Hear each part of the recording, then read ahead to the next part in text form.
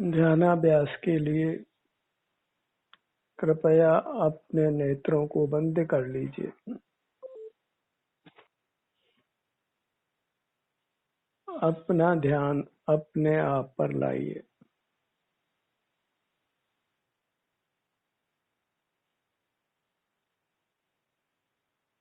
बहिर्मुखता परावलंबन रूप है और अंतर्मुखता स्वावलंबन रूप है। इसलिए बहिर्मुखता को छोड़िए और अंतर्मुख रहिए।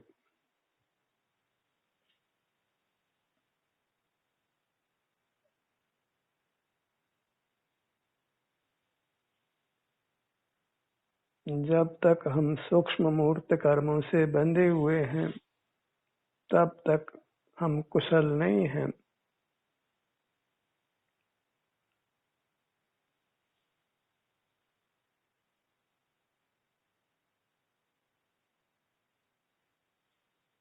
सुखी होने के लिए हमें कर्मों के बंधन को तोड़ना होगा।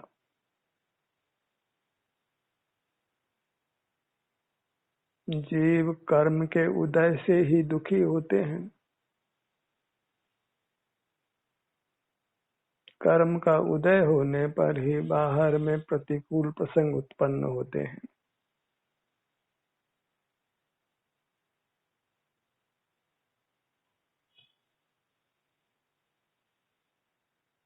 कर्म का उदय नहीं होने पर जीव का सुख स्वमेव प्रकट होता है, उसके अनुभव में आता है।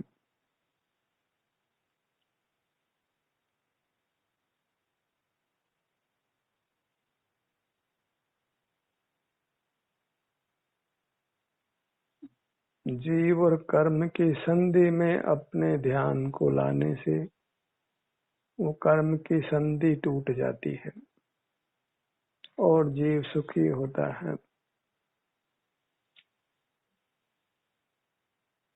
अपने सिर से पांव तक ही कर्म की संधि है, इसलिए हमें यही अपने ध्यान को लाना होगा। जीव और कर्म की संधि में आने पर दोनों अलग होते हैं। ये सिद्धांत है, नियम है।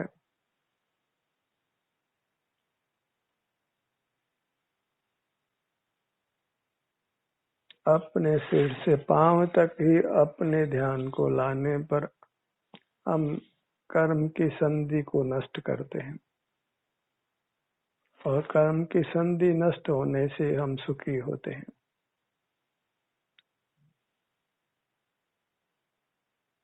तो बस कर्म की संधि को नष्ट करना यही करने योग्य कार्य है। उसके लिए हमें अपने ध्यान को अपनी काया पर ही रखना होगा,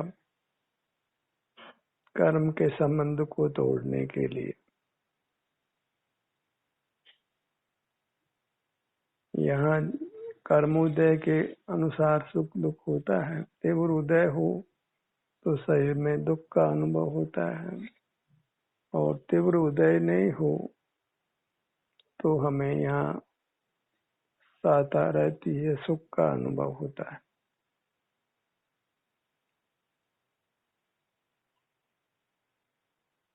पर हमें यही बने रहना है कर्म की संधि को तोड़ने के लिए।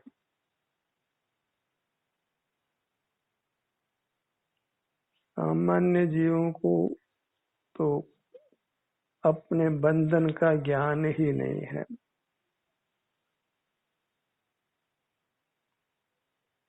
जिसको बंधन का ज्ञान नहीं है वो बंधन के नाश का उपाय भी कैसे कर सकता है। वे बंधन के साथ ही जीते हैं।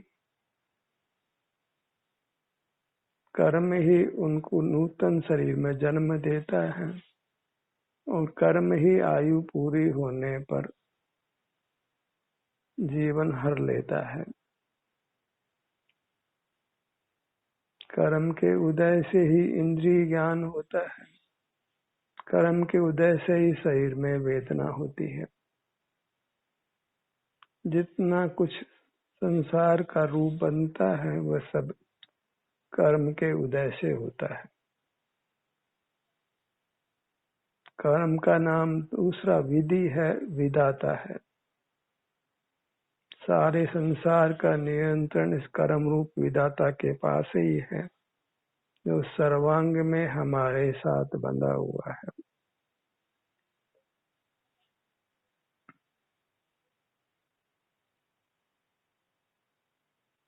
इस कर्म रूपी विधाता को ही हमें अपने से पृथक करना है, अलग करना है। और मनुष्य पर्याय, मनुष्य अवस्था इस कार्य के लिए सर्वोत्तम है।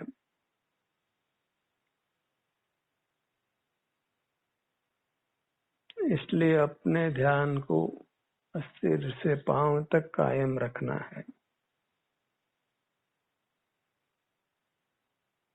और कर्म की संधि को इस प्रकार तोड़ देना है।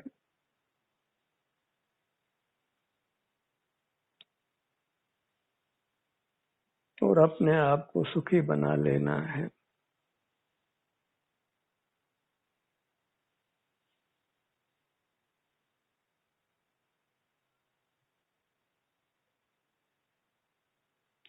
स्वानुभव में भी कर्म का विपाक होने पर शरीर में वेदना का अनुभव होता है।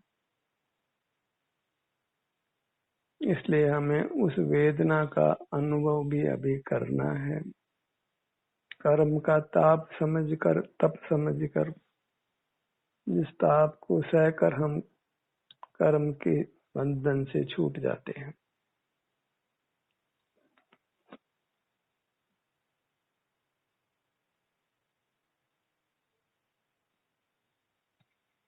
शरीर में उत्पन्न वेदना को भोग लेने पर तत्संबंधी कर्म से मुक्त हो जाते हैं।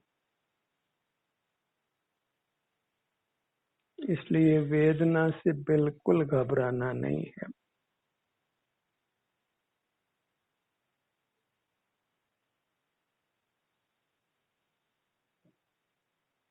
जब तक संसार है तब तक वेदना भी है और मृत्यु भी है, जन्म भी है।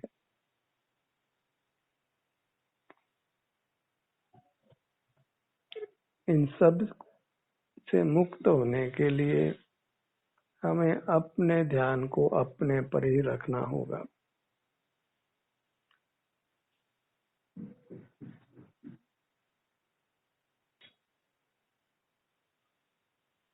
संसार में सुख तो अल्प है और दुख महान है।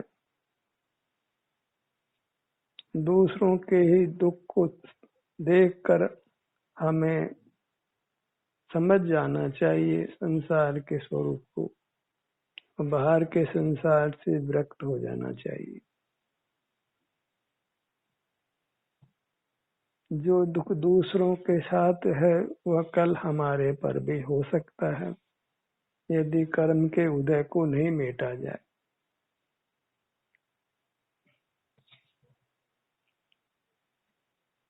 हम कोई अपवाद नहीं है। जैसे अन्य जीव बहिर्मुख रहते हैं, ऐसे हम भी बहिर्मुख रहते हैं।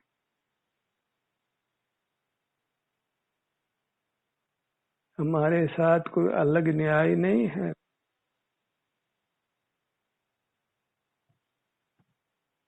जैसे दूसरों के कर्म का तीव्र उदय होता है, ऐसे ही हमारे भी कर्म का तीव्र उदय हो सकता है, यदि हम कर्म की संधि को मिटाते नहीं हैं, बहिर्मुखता को छोड़ते नहीं हैं।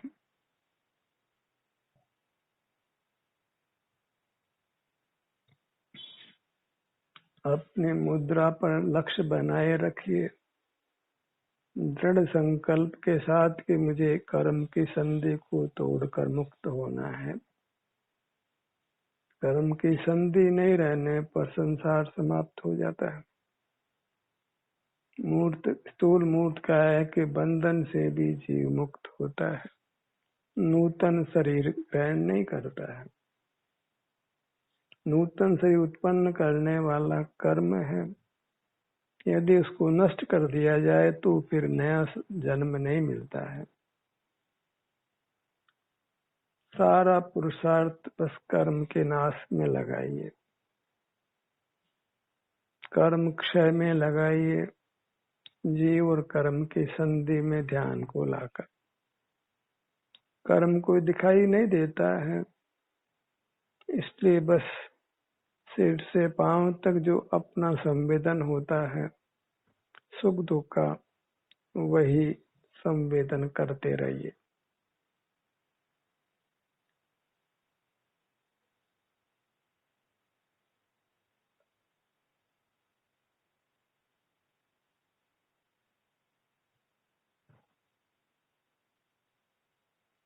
हम अपने आप बहुत समय तक अंतर्मुख नहीं रह पाते हैं, तो कम से कम ध्यान सत्र के दौरान तो अंतर्मुख होने का प्रयत्न कीजिए।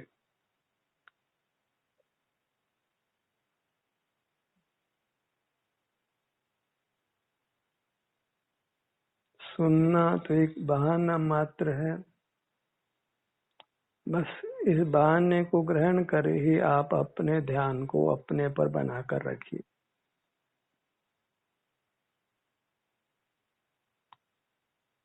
शारीरिक सुख दुख का अनुभव करने से जीव वैश्विक सुख दुख के, इंद्रिय सुख दुख के अनुभव से अपने आप को बचा लेता है।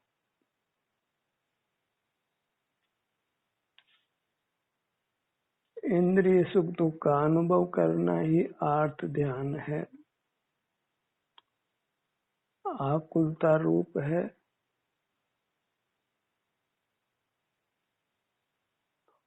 महान कष्टों का कारण है।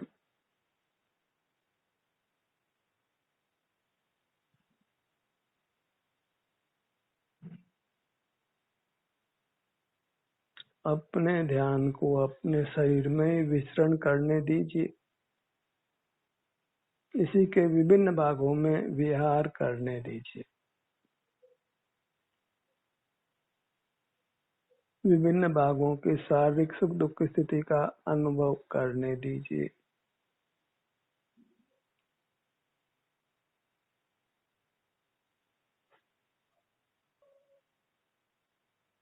जब बाहर से ध्यान हटाते हैं तो हमारे शरीर के विभिन्न भागों की संवेदना का हमें स्वतः अनुभव होने लगता है। उस प्रकार मोक्ष मार्ग स्वतः बन जाता है। हमारे कर्म के संधि कोई हमारी काया से बाहर नहीं है कि हमको बाहर देखना पड़े। जहाँ कर्म की संधि है, सूक्ष्म मूर्त कर्म की, वही हमें बने रहना होगा।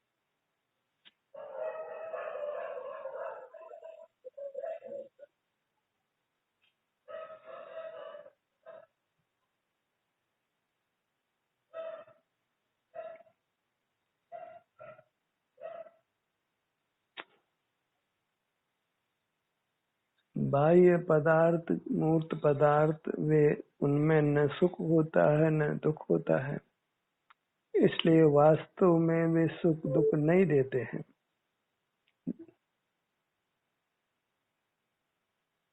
हमें उनके निमित्त से सुखी दुखी होते हैं, इसलिए उनको निमित्त नहीं बनाना है, उनको विषय नहीं करना है।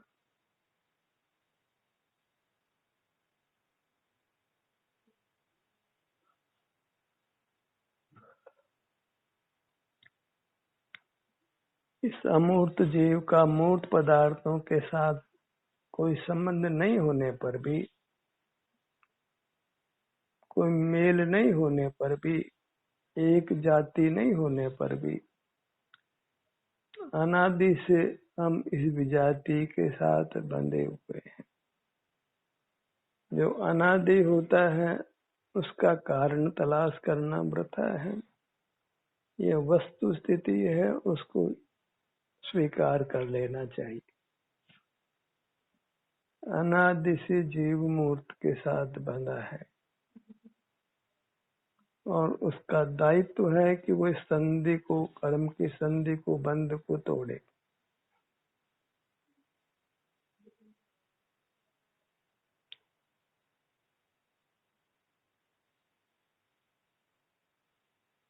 ये कर्म है, वह मल है जो हमारी अमूर्त काया को, उसके सुख को नष्ट करता है।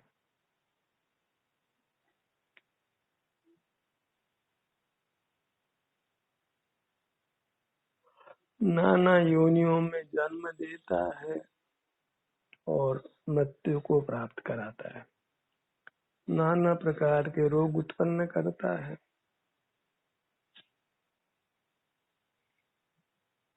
कर्म का उदय नहीं होने पर कोई रोग नहीं होता है, इसलिए कर्म के उदय को मिटाना ही योग्य है और उसके लिए कर्म के स्थान पर अपने ध्यान को लाना होगा।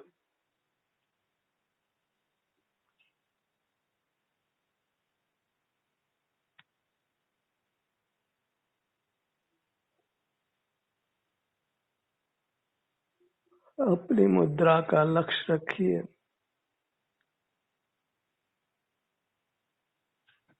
इसी को परमात्मा की मूर्ति मानकर भक्ति से इसके सन्मुख रहिए। इसी के सुख दुख की दशा का संवेदन करिए।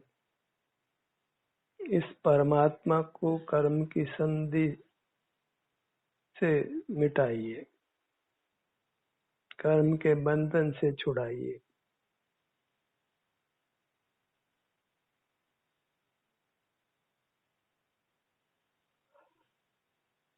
अपने ध्यान को अपने पेट के भाग पर लाइए, मध्य भाग पर।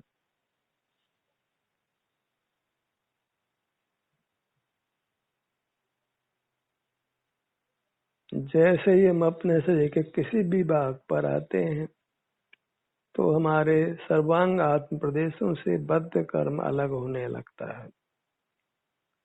ऐसी वस्तु स्थिति है। अपने सन्मुख नहीं रहने से ही मूर्त कर्मिया रहता है।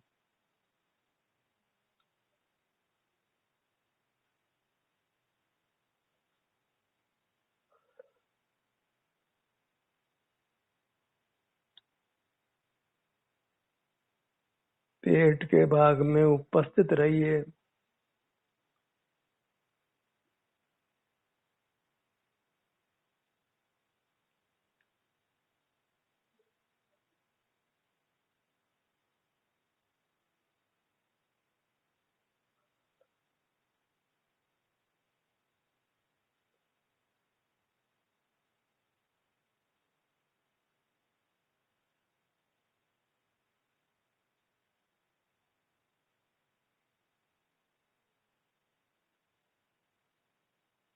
अपने में उपस्थित रहना ही मोक्ष का मार्ग है।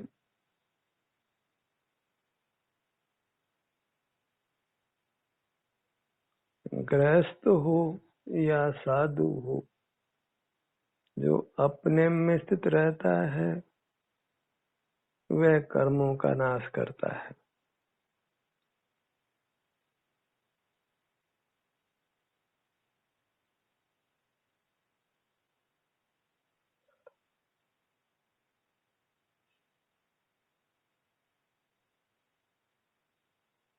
पेट में आनापान हो रहा है, श्वास की क्रिया, पेट का फूलना और सिकुड़ना,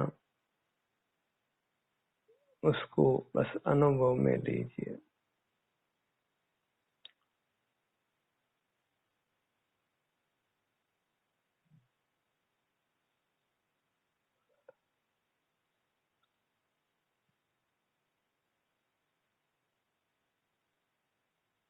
ये एक अत्यंत स्थूल क्रिया है जो सहजता से ही हमारे अनुभव में आती है।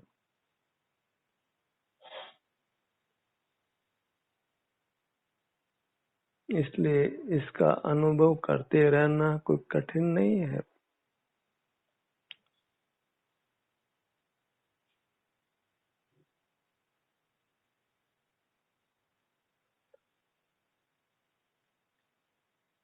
जब हमारा ध्यान अपने पेट पर होता है तो श्वास दीर्घ होती है और हमारे शरीर को पर्याप्त ऑक्सीजन मिलती है। तो पर्याप्त ऑक्सीजन के मिलने से हम स्वस्थ रहते हैं, सुखी रहते हैं।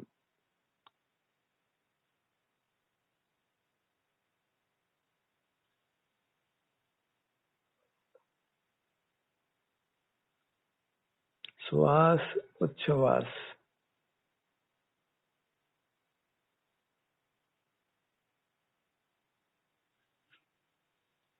संसारी जीव 10 अशुद्ध प्राणों से जीते हैं। 5 इंद्रियां,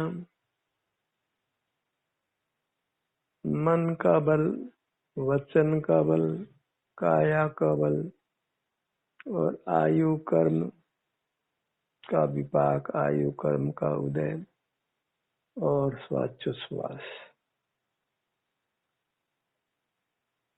जब तक आयु कर्म का सद्भाव है तब तक श्वासोच्छ्वास क्रिया भी होती है।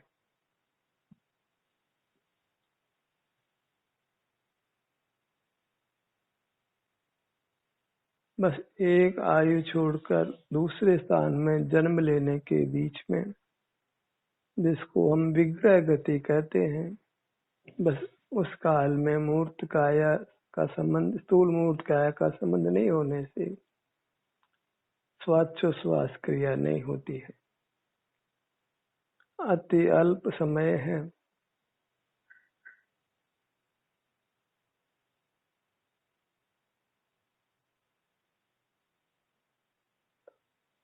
इंद्रियां नहीं होने से इंद्रिय ज्ञान भी नहीं होता।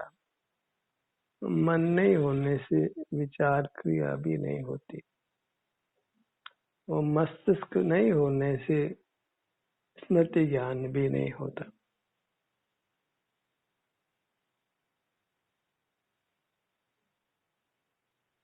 अति अल्प काल के लिए जीव इन 10 प्राणों से, अशुद्ध प्राणों से रहित रहता है। फिर नए स्थान पर जन्म लेते ही फिर इंद्रिय प्राण, कम से कम एक इंद्रिय, काय बल और श्वासोच्छ्वास और आयु, कम से कम ये 4 प्राण तो अवश्य ही रहते हैं।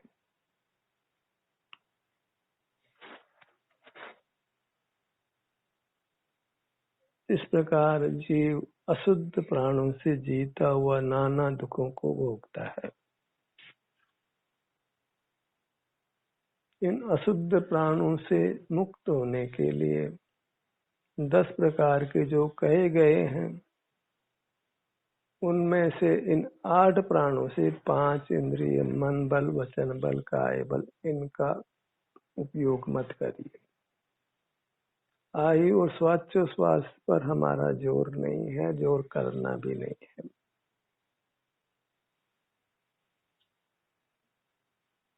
इन 8 अशुद्ध प्राणों का निरोध करने पर शेष 2 प्राणों का भी निग्रह हो जाता है आयु पूरी होने के साथ, और जीव परमात्मा हो जाता है।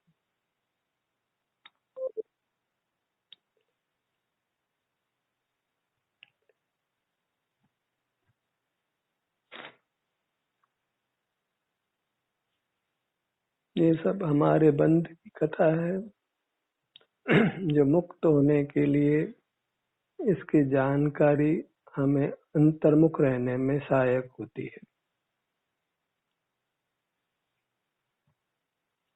कैसे संसार बन रहा है और कैसे इस संसार को मिटाना है। अशुद्ध प्राणों से 5 इंद्रिय, मन बल, वचन बल, काय बल, इनके उपयोग से संसार होता है और अपने सन्मुख होने से संसार मिटता है।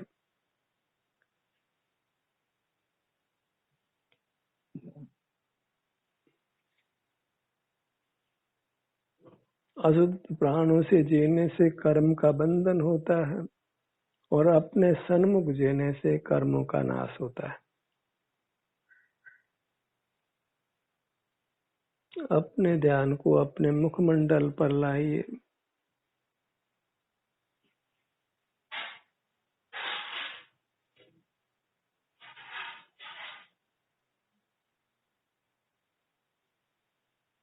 इस सत्र के दौरान यदि बाहर के काम हमारे सिर पर नहीं आए तो बहुत अच्छा रहे, अन्यथा उपयोग बहिर्मुख हो ही जाता है।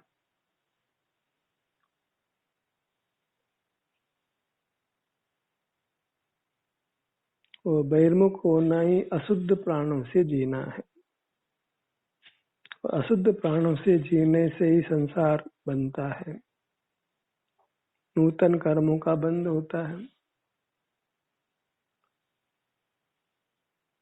और जब बंद होता है तो कर्म का उदय भी होता है, उदय होता है तो संसार के दुख भी होते हैं।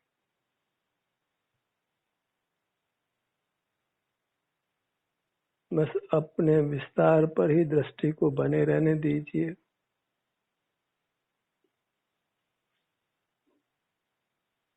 अपना ही संवेदन करते रहिए। सुख दुख का संवेदन अपनी अमूर्त काया में ही होता है, अन्यत्र कहीं भी नहीं होता। जहाँ हम हैं वहीं सुख दुख है, क्योंकि सुख दुख ही हमारा परिणाम है। कर्म का उदय मिटने पर दुख नहीं होता, केवल सुख ही होता है।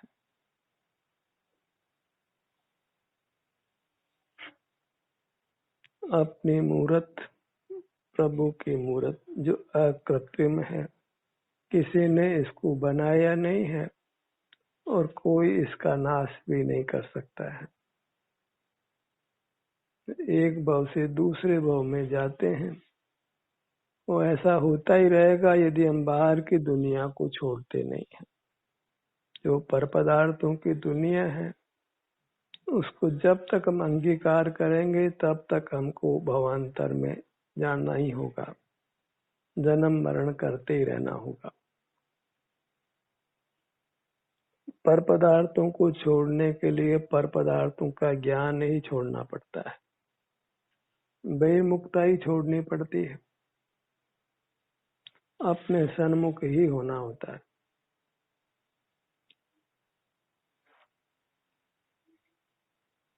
अपने सन्मुख होने की महिमा को समझिए। बहिर्मुखता से होने वाले महान दुखों को समझिए। उस प्रकार बहिर्मुखता को छोड़कर अंतर्मुख रहने का प्रयत्न करते रहिए। ध्यान का ये सत्र यहीं समाप्त होता है। आपकी सहभागिता के लिए धन्यवाद।